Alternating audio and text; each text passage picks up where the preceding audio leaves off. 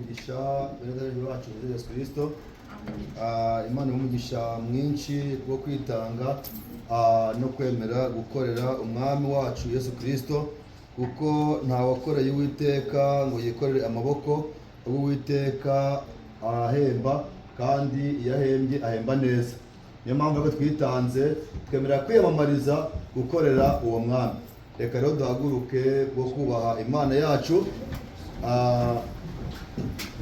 Sinzi nimba yazanye Bibiliya ye,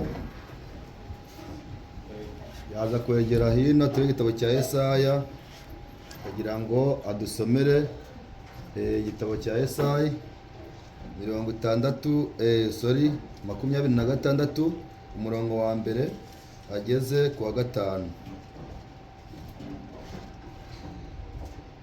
Shaka kugera hano hagati kugira ngo usome neza bose bumve, n'abatarahabona bashaka igitabo cya Yesaya. Igitabo kiri imbere inyuma hagati y'ibitabo bya Zaburi hakaba Yeremiya, hakurikiraho imigani, nyuma y'imigani hakaba Yesaya.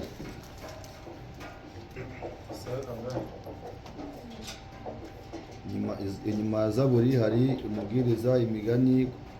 Ese wahabonye? Soma Yesaya 26 umurongo wa mbere ugeze ku wa 5. Yego. Wana mutuze. Urasoma mu izina rya Yesu. Uwiteka Nyagasani ni wowe Mana yanjye, nzajya nkogeza. 26 umurongo wa mbere ugeze ku wa 5. Uwo munsi iyi ndirimbo izarimbirwa mu gihugu cya Yuda ngo dufite umurwa ukomeye, Imana izashyiraho agakiza kabe inkike. Imana izashyiraho agakiza kabe inkike n'ibihome. Amen. Nimwugurure amarembo kugira ngo ishyanga rikiranuka rigakomeza iby'ukuri ryinjire. Ngo nimufungure imiryango cyangwa se amarembo, nimara gufungura amarembo mureke ishyanga ryinjire. Ugushikamijeho umutima uzamurinda abe amahoro masa. Nk'ugushikamijeho umutima uzamurinde abe amahoro masa, kuko akwiringiye. Mujye mwiringira umwami iminsi yose. Amena. Kuko umwami Yehova nyine ari we rutare ruhoraho iteka ryose. Amen. Imana umugisha. Iri jambo ni ijambo ryiza, ni urufunguzo twagira ngo dufungure gutanya amateraniro yacu. Ngo uwo munsi iyi ndirimbo izarimbirwa ngo mu gihugu cya Yuda, ngo dufite umurwa ukomeye, Imana izashyiraho agakiza kabe inkike n'ibihome. Ngo nimwugurure amarembo kugira ngo ishyanga rikiranuka rigakomeza iby'ukuri ryinjire. Ugushikamijeho umutima uzamurinde abe amahoro masa, kandi ujye wiringira Uwiteka wenyine. Kaduce bugufi dusenge gutangira amateraniro yacu y'uno munsi. Turagushimiye Mana yacu kandi Mana ugira neza, uri Imana y'urukundo, impuhwe n'imbabazi, kuko wabanye natwe ijoro ryose. Ubwo turyamye twakubonye, twari tumeze nk'intumbi zegetse, ariko dushibijeho umwuka w'abazima, twongerera mu gitondo tugihumeka mu kabazima. Izina ryawe ntabwe icyubahiro. Tukaba twagiye kure yawe rero mu ndoto, mu nzozi, ndetse no mu buryo butandukanye, tukagucumuraho. Munsi y'amaraso turaguhendahenze tukugira ngo utubabarire. Abakobwa bawe n'abahungu bawe ngwino mwami utweze, kuko waravuze ati naho ibyaha byanyu byatukura tukutuku urashobora kubihindura umweru bigasa na sheregi. Ngaho ngwino mwami utweze, maze uduhindure umweru duse na sheregi. Ngwino ubane natwe, ngwino utwiteho, duhereza imbaraga zo kuba hafi yawe, duhereza amavuta yo kubasha gukora umurimo wawe, ugomeze uduhereza imbaraga zo kubasha kumenya ibikwiriye imbere yawe. Ngwino utangire natwe, andurukane natwe, gahunda zose zirakorerwa n'izibirwe nawe. Dayimoni n'ingabo ze twongeye kubacyaha no kubirukana ngo batsindwe. Mwuka wera aganze ayobore byose, kuko ari byose tubyambaje mu izina ry'umwami wacu Yesu Kristo. Amen. Tugihagaze reka batuyobora akaririmbo, hanyuma mwene data eriteregera hafi adufashe guturisha kubazanye amaturo mu izina rya Yesu Kristo.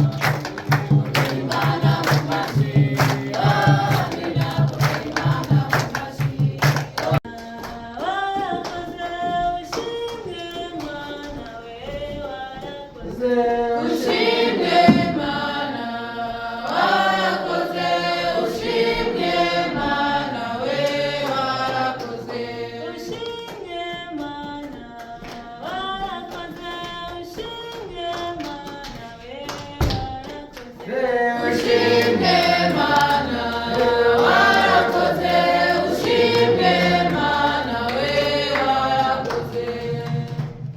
Haleluya. Amen. Twongere tubasuhuze mu izina ry'umwami Yesu Kristo. Amen. Kandi tubashimira ubwitange bwanyu. N'umunsi mwaje muri benshi, Imana yabikoze, reka tutere amashyi.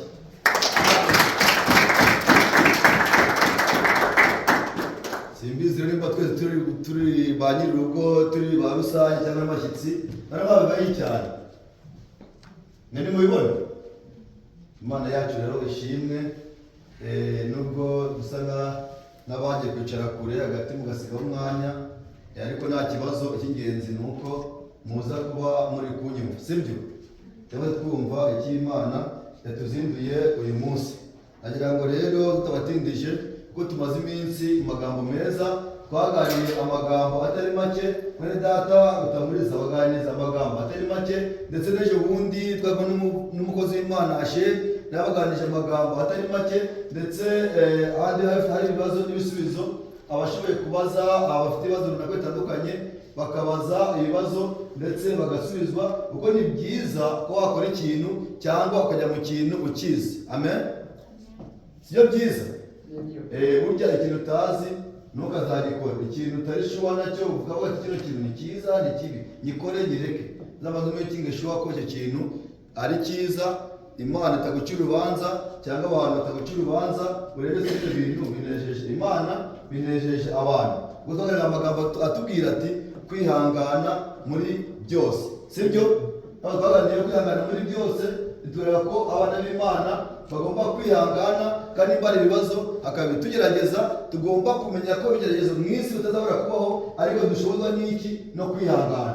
Kandi uko kwihangana tukabishobozwa na Kristo uduhereza imbaraga.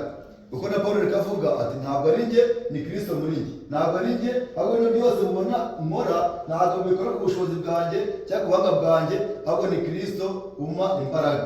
Uwo mwami rero udushoboza ahabwa ishimwe n'icyubahiro mu izina rya Yesu Kristo. Ajya bafata akanya gato, murabizi ko tugeze hano tujya gukora amasaha nayo, hari umuntu avuze ngo amasaha n'umwanzi w'ibihe.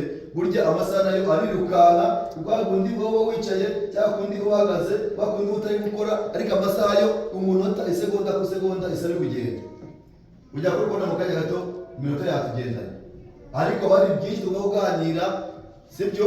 Tuganira ku cyatuzinduye, tuganira ku magambo y'Imana, ugasanga iminota iratugendanye. Ariko mu kanya gato dufite, basi mwihangane, mutange umwanya wanyu, hanyuma tuganire, twumve icyatuzinduye, twumve icyo Imana idushakaho muri gitondo. Sinzi ngo ijambo ry'umunsi turagitanga iki, ariko Uwiteka cyangwa se Imana yacu ifite inzira nyinshi.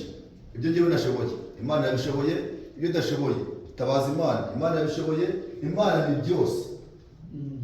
Twakwiye twica intege, twakwiye twiheba, twakwiye twigora. Reka mubwize ukuri, iyo ufite kwizera mu mutima wawe udashidikanya, ugasaba Imana, Imana iguha umunezero w'umutima.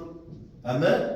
Imana ikaguhereza amahoro mu iwanyu, ukaba utuje iwanyu, ukaba unezerewe iwanyu, ukabona ibyishimo. Abantu bakureba, uyu mukobwa, uyu muhungu, ukabona ibyishimo. Uyu musore bite, ibyishimo bikura he? Burya ni Imana ibimuha. Amen. Imana rero iyo uyisabye ifite byose, ntacyo yakwima iyo ubisabye mu gushaka kw'Imana. Reka rero uyu munsi hari Imana ateguriye, reka dusome igitabo cy'Abaroma, Abaroma 15 umurongo wa mbere. Abaroma 15 umurongo wa mbere, biri kutubwira ngo dusome zirimo Mose Kristo. Twebwe abakomeye dukwiriye kwihanganira intege nke z'abadakomeye, ntitwinezeze. Umuntu wese muri twe anezeze mugenzi we, kugira ngo amubere inyunganizi, amukomeze. 3. Kuko Kristo ari nawe atinejeje, nk'uko byanditswe ngo ibitutsi bagututse byagezeho. Ibyanditse kera byose byandikiwe kutwigisha, kugira ngo kwihangana no guhumurizwa bitangwa nabyo biduheshe ibyiringiro. Mirongo gatanu. Nuko rero Imana nyiri kwihangana no guhumurizwa ibahe guhumuriza imitima yanyu nk'uko Kristo Yesu ashaka. Amen. Amen. Mani guhumugisha. Amen. Urasenga kubwira ijambo Imana ishoboze kubyumva no kubisobanukirwa mu izina rya Yesu Kristo. Amen. Uwiteka Mana ishobora byose, Uwiteka Mana nzima, turagushimira turaguhimbaje izina ryawe na mucyubahiro. Dushimishwa nuko twongeye kumva gusomera ijambo ryawe. Uwiteka ndagusabye kugira ngo iri jambo dusomewe utubane n'ibyo turi bugingo bw'ikiro gitondo mu izina ry'umwami Yesu Kristo. Aho byanditswe ko umuntu adatungwa n'imitsima gusa ko atumwa n'ibyo biturutse mu kanwa kawe. Uwiteka iki gitondo dutungishwe n'ijambo ryawe mu izina ry'umwami Yesu Kristo. Ati umukozi wawe ugiye gukoresha umusiga umwuka wawe, Uwiteka n'umusiga natwe dusigire kumwumva no kumwakira mu izina ry'umwami Yesu Kristo. Nsabye kugira ngo uduheze kubera umwuka wawe, dushyire mu kirere cy'umwuka tubashe kuvuga umwuka bwira amatorero. Ndagusabye ngo Satani watuma tutakumva, watuma tutakubona, akurweho mu izina ry'umwami Yesu Kristo. Tudufatire kandi ukomeze tuyobore, mbigusabye neza kubikoze mu izina rya Yesu Kristo. Amen. Imana iduhane umugisha mu izina rya Yesu Kristo. Amen. Amagambo badusomeye twumvise hano mu gitabo cy'Abaroma ni amagambo meza kugira ngo tuganireho gake, tuganireho gato, hanyuma dutandukane ariko buri muntu akuyemo ibye. Ni Abaroma 15. Twese turabizi ko hano mu isi buri muntu akora gushoboka byose kugira ngo yishimishe, sibyo? Buri muntu akora ibishoboka byose kugira ngo yinezeze, sibyo? Ni ukuvuga ngo iyo ugiye kugura imyambaro ureba umwambaro ukunejeje. Amen. Iyo ugiye kugura urukweto ureba urukweto rukunejeje. Iyo ugiye kureba akantu ako kose ubona gufitiye akamaro ureba ikintu kikunejeje, sibyo?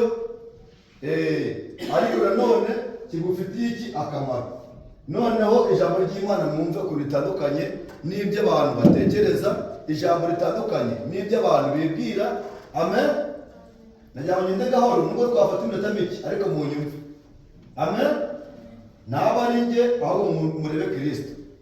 Mwumve ko iri jambo yanumye kugira ngo ndibabwire twebwe nk'urubyiruko, abahungu n'abakobwa tutane hangaha tumenye uko tugomba kwitwara, uko tugomba kubaho muri iyi si.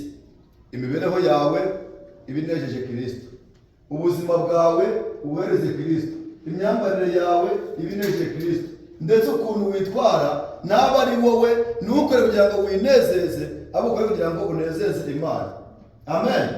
Noneho iri jambo umutwe w'amagambo sinzi niba birawe nayo ivanganya so umutwe w'amagambo ahantu usomye hakurya bakurikire bumva uko bitugenda niyo sije.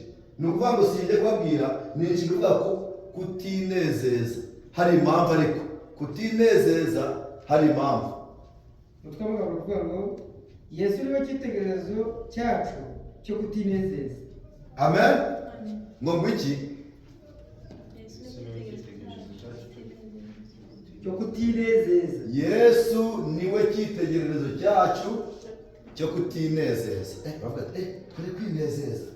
Umfasha amaze ko kwinezeza ari byiza, akabana benshi hano bakora kugira ngo babashe, kandi iyo unezerewe iyo unejeje uranishima. None kuba tugende tukinezeze basi dukora iki? Amen. Ijambo ratubwiye ati Yesu niwe cyitegererezo cyacu cyo kutinezeza. Niyo mpamvu ndababwira ati turi abana bato, imyaka murimo, imyaka mufite ntabwo twayinyuzemo, ariko ibyo dukora kugira ngo mubone njyewe dusabe mpagaze gutya nduko mubone Freda Muriza uko hano ahagaze kuri yaciye muri byinshi byakanya yanyuzemo, twese twabinyuzemo, ariko hari abantu baje batubera icyitegererezo. Amen. Abo bantu mbese ni bande twareberagaho kugira ngo tubashe kubaho cyangwa gukora iby'Imana ishaka. Kore kuba twaragiye muri Pasitari ngo tugenda dufata imisatsi yacu twogosha kuko n'abasore bavuga ngo bagiye kwinezeza tujya tuva ku misatsi y'abagore cyangwa y'abakobwa abasore turabibagiwe. Biravuga ngo nta musore ukwiye gutereka umusatsi, ugasanga umusore agiye yogosha hano mu mpande gutya, akogosha amatwi, yamara ku matwi hejuru, ugasanga umusatsi yawe usokoje yawe ugeze sunzu ugeze hano. Noneho hirya y'ibyo babantu bitwa abasitari baba batasigaranye atayongera kugusuka ngo nanjye ngo this is my choice, right? Wahisemo neza cyangwa uhitamo nabi? Why? Choice yawe uri kwigana nde? Uri kurebera kuri nde? Ninde gitekerezo cyawe kugira ngo nibura tuve guhisemo neza? Wagira umuntu inama ngo no, ngo wowe kunze biriya, ngo this is my choice. Iyo uhisemo nabi urangiza nabi. Iyo uhisemo nabi ibintu biba bibi. That's why basaba binginga kugira ngo tujye tumenya guhitamo mu rugendo rwacu, mu mibereho yacu, tumenye ukuntu tugenda. Turacyari bato, dufite byinshi twakarebye, dufite byinshi bitunejeje, ariko ndavuga ngo byose ngo turabyemererwa, ariko se niko byose bidufitiye akamaro? Muri bya bindi tureba ibifite akamaro, ibitatuma mushiki wacu ajya mu kaga, ibitatuma mwene data ajya mu kaga. Aho dufite abantu benshi b'ababembe, dufite abantu benshi bavuye iwacu natwe kuvuga, dufite abantu benshi bavuye mu Burundi bafunzwe. Kubera iki bafunzwe? Abantu benshi mu mashuri aramiye bagiye mu biyobyabwenge, bakora ibintu namwe murabizi, ntabwo bibigisha ku mashuri mwenda mubyumva, mugenda muhura nabyo. None mwebwe mwahisemo kubaho gutya. Imana yacu ibashoboze. Amen. Imana dusenga ibongera imbaraga. Ndabizi mwebwe myaka yananze murana byinshi, ariko muri ibyo byose musabe Imana iduhereze imbaraga, idushoboze kwitandukanya n'ibyo, nitukinezeze kugira ngo twishimishe. Nitumara kwishimisha after wicuze.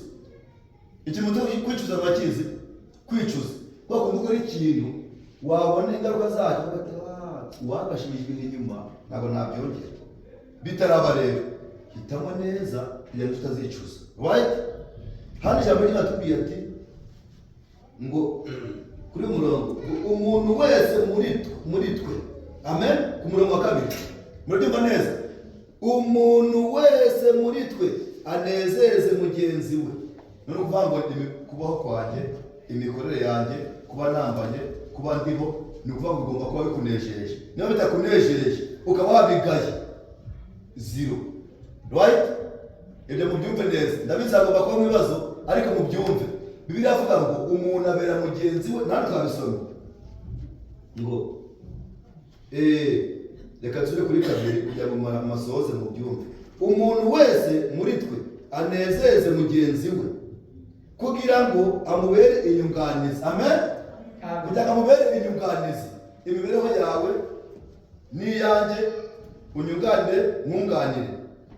Ibyo ukora gere kuba ibyo wishima wenyine, ibigushimisha, ibikunezeza, ahubwo imibereho yawe inezeze na mugenzi wawe. Murabyumva neza ibintu Imana dushakaho?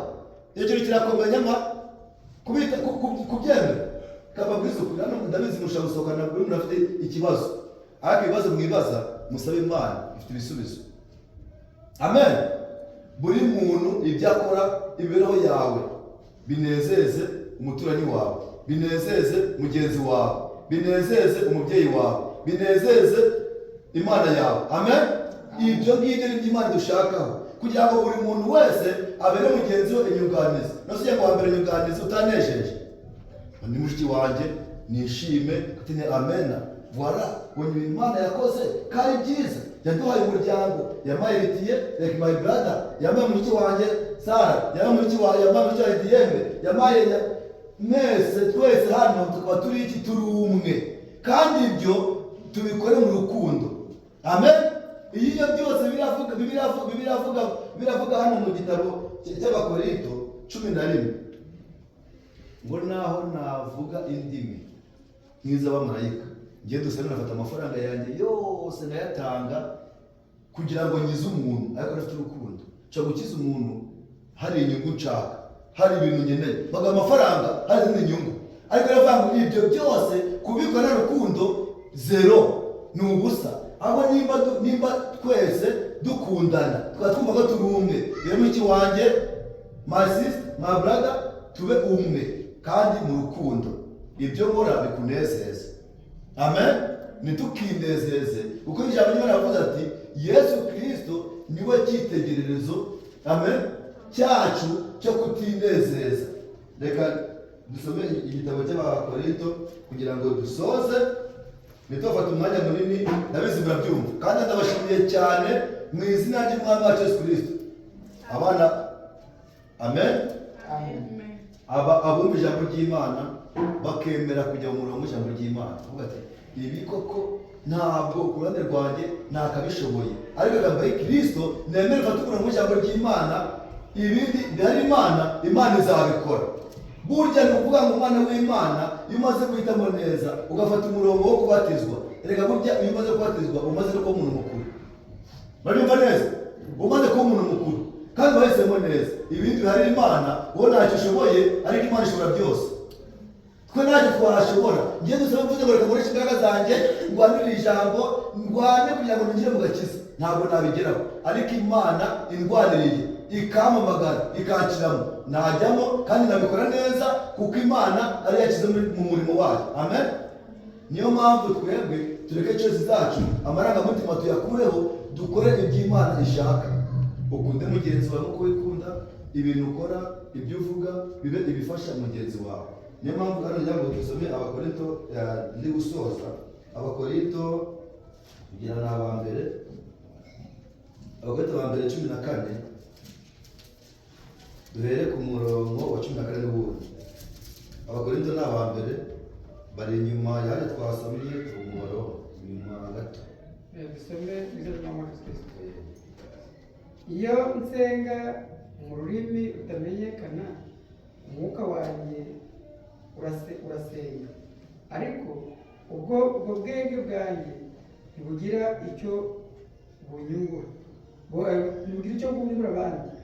Nuko rero, nuko noneho ngirente nzajya nsengesha umwuka wanjye, ariko kandi nzajya nsengesha n'ubwenge, nzarimbisha umwuka wanjye, ariko kandi nzarimbisha n'ubwenge. Amen. Imana igumugisha mu izina rya Yesu Kristo. Amen. Ngiyo nsenga ngo muri rutamenyekana, ni ukuvuga ngo iyo uvuga ururimi rutamenyekana kuko n'abantu uri tubabyanga gusenga ugasenga mu Cyongereza, bano bantu bose nta muntu uzi Icyongereza, ninde byafasha? Ninde byafasha? Nimba ngeze hano nkajya ngo ngiye mu mwuka, najya ngavuga muri mwese akaba ari umuntu wakora mu ijambo na rimwe, ntacyo bimaze. Ngo nimba rero ibyo bije ngo ni nsenge mu mwuka, mbwira umutima wanjye kuko ibyo ngibyo ndi gukora nta muntu n'umwe byunguye. Amen. Noneho nimba ngiye gusenga cyangwa ari ukuririmba, ibyo ndi gukora bibe byungura bagenzi banjye. Amen. Bibe byungura abandi kugira ngo bya jambo rishike, ngo umuntu abe inyunganizi ya mugenzi we. Amen. Amen. Muri kubyumva neza? Kugira ngo umuntu abe inyunganizi ya mugenzi we. Erega nimba utanyeneye none ejo uzanyenera, niba nagukeneye none ejo nzagukenera. Abantu barakenerana, nta muntu ujya buri kintu amaze, uko yaba ari kose afite ikintu akora, cyangwa se ejo n'ejo bundi wazakira kuvuga ati uriya muntu namukeneye kubera iyi mpamvu ABCD. Amen. Ibyo bigatuma ukenera mugenzi wawe. Rero niba dukeneranye turi umwe, reka mu mahoro y'Imana, mu rukundo rw'Imana, buri muntu abe inyunganizi ya mugenzi we, kandi twebwe twinezeze kwa kundi kugira kwa kundi bya bindi ubona bikunejeje ugati ndashakisha umutima wanjye, ariko nitwe gutandukira ngo tujye kure y'ijambo, dukora byose tubikore ku ijambo ry'Uwiteka. Nimba ubona ko ibyo ukora bitandukira ijambo ry'Imana, kubona ko Imana itabishima, ukabona ko abantu batabishima, ibyo bintu ni ubusa, ntacyo bimariye ababyumva, ntacyo bimariye ababibona. Ahubwo Bibiliya iravuga ngo nitukinezeze, ahubwo buri muntu wese anezeze mugenzi we kugira ngo amubere inyunganizi. Amen. Amen. Amubere inyunganizi. Ni ukuvuga ngo ibyo byose twabishobozwa no gusenga, tugasembana imbaraga, nanone tukabikora mu rukundo. Iyo ufite urukundo ukunda mugenzi wawe. Amen. Amen. Ntabwo wagira nawe mugenzi wawe umukunda. Rero mu bumwe ubuvandimwe, dukundane, twere kwinezeza, ahubwo buri muntu wese akora ibyiza kugira ngo anezeze Imana n'abantu, kandi ube inyunganizi ya mugenzi wawe. Imana ibareze umugisha, bagaragaza amagambo avuga ati ntitukinezeze. Amen. Amen. Amen. Amen. Ijambo raryumvishe neza. Ntukagire gute? Ntitukinezeze. Ahubwo nimba winejeje cyangwa se ukaba ukoze ibyo, menya ngo uneje mugenzi wawe, ubanyeganyeza mugenzi wawe, ibyo ukora byose ujye ubikora uzi ko inyuma utazicuza, ahubwo uzabona iherezo ryiza. Icyo mbifurije ni ukunezeza Imana, mukihangana mu rukundo, mugakora ibyo Imana ishaka. Imana umugisha mu izina ry'Umwami wacu Yesu Kristo. Amen. Imana umugisha mu izina rya Yesu Kristo. Imana ko twumvise ijambo ryiza ryo kutinezeza, kandi urugero rwiza akaba ari Kristo.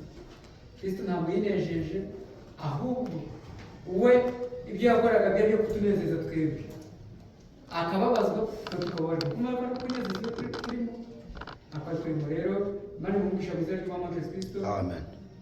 Kandi nanjye nimwe bashima uburyo bwo mwitabiriye n'ukuntu kumwaje. Ushize hari ibibazo n'ibisubizo, ninde ugifite ikibazo? Turagushimira, turahimbaje, izina ryawe riragucyubahiro. Dushimishwa nuko uduheje ibyo hejuru n'iby'ubu tw'itorero. Dushimishwa nuko Uwiteka twumvise ko utinejeje, aho ukemera akatwe tunezerwa ku bw'imibabaro wagize. Uwiteka uri ku cyubahiro mu izina ry'Umwami wacu Yesu Kristo. Ubwo ari wowe icyitegererezo cyacu, natwe turagusabye kugira ngo turi kuduhereza ibitunejeje gusa, ahubwo duhereze no kugira ngo tunezeze abagenzi bacu. Komeza tugire neza, komeza utuyobore, saba umugisha ibikoresho cyawe wakoresheje kugira ngo umugisha utagabanije, kandi tugiye kujya imbere yawe n'ubundi. Uwiteka duheze amatwi ngo tubashe kumva iby'umugabo n'amatorero mu izina ry'Umwami wacu Yesu Kristo.